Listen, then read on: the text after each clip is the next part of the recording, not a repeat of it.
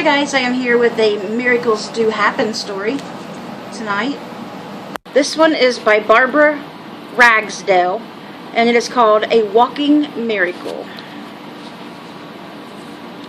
The morning after Maggie's birth, the doctor pulled a chair up next to the bed and clasped his hands. My husband stood to the side. Through my mental fog, I wondered why Sam looked so sad. Dr. Marsh spoke with slow, measured words. "There's a problem with your daughter," he said. I stared hard, trying to understand, still woozy from all the twilight sleep. I'd counted Maggie's fingers and toes, caressed her black hair, and thought nothing unusual about the little round ball I'd snuggled. Her feet and legs are turned toward each other. Her heels are drawn up so tight that she doesn't have heel cords. She's severely club-footed. I gasped, fighting tears, and looked at Sam. His tortured expression confirmed the worst. "But she looked fine to me," I exclaimed in disbelief. "Don't worry," Dr. Marsh assured me. "It's not as bad as it sounds. It can be treated, and there's no hurry. Go home, enjoy her, and call the orthopedist in 6 weeks." A new parent, I wanted to believe. A scared parent, I needed to take him at his word. 10 days later, his phone call shattered whatever euphoria Sam and I had enjoyed. At first, he was cautious, apologetic. "I'm so sorry, I was wrong. Your daughter's treatment, it should have been started in the hospital." His empathetic voice left no doubt that the situation was urgent. "You need to get her to a specialist immediately. Don't waste any time. You've lost 10 days already." Sam, who was in the military, scrambled for an emergency pass. He insisted that we travel 200 miles home to my parents. The following day, we sat in Dr. Callie's office, cuddling 11-day-old Maggie, listening to the grim clinical diagnosis. "Your daughter's condition is the worst I've ever seen." He drew a distressed breath.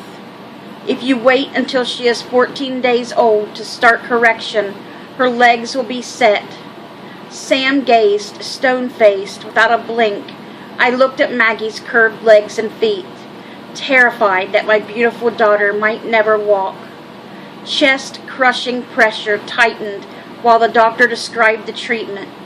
"There'll be weekly casts to rotate her feet and legs, and I'll flex her feet to lengthen the heel cords." It sounded simple and quick.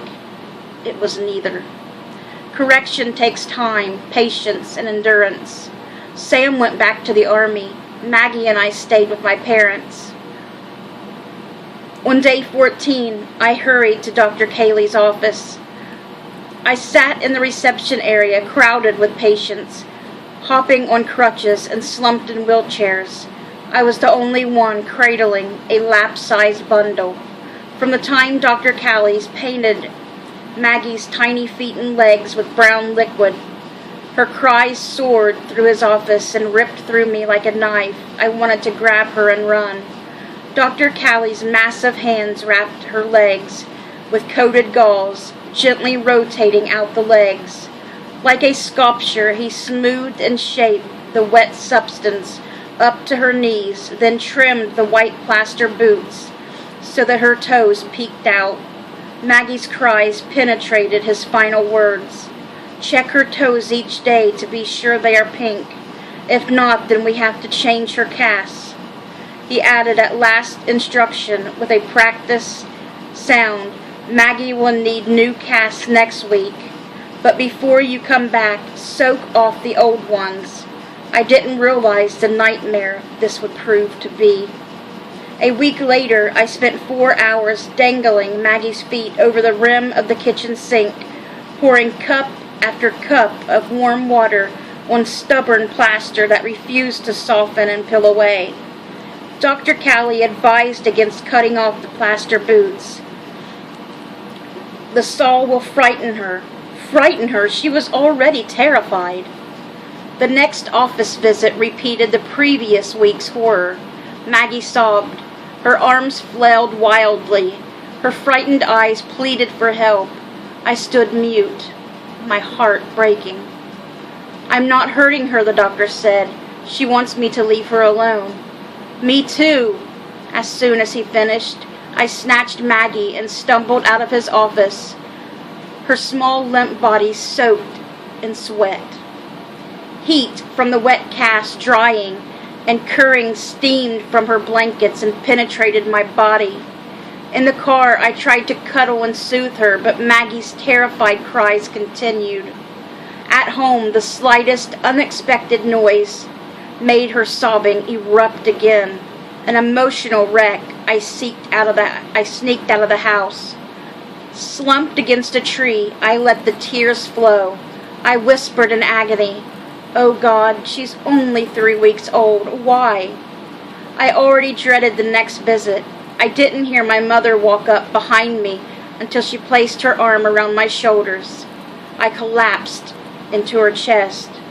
"She's so little, I don't think I can do this. I just want to take Maggie home," I sobbed. Waiting for my sobs to still, she answered quietly, "You don't have a choice. Be thankful it's something that can be corrected." I looked up in shock at the weight of my self-indulgence. Selfishly, I had asked why, but the angel at my shoulder had answered with truth. "You can. You're right, Mom. I've just wanted it easier for me." I walked back into the house, filled with the courage to stop crying and to face the uncertain future. Over the next 7 months, the visits never got easier, and Maggie's crying never stopped. I returned many times to Mother's words, and like dipping water from a well, drew up strength, until the doctor's next announcement. "The casts and braces haven't worked." Maggie's condition was too severe from the beginning. She is reverting to the original birth position. I listened in stunned silence. "Your daughter needs surgery. It's necessary to break both legs to straighten them and cut the heel cords to lengthen them. It's her only chance to walk." I recoiled in the chair, shut down speechless. He wants to break her legs. What sane parent agrees to that for an 8-month-old? Dr. Callie watched me closely. Forced to face the decision without Sam, I felt my supply of courage running dry.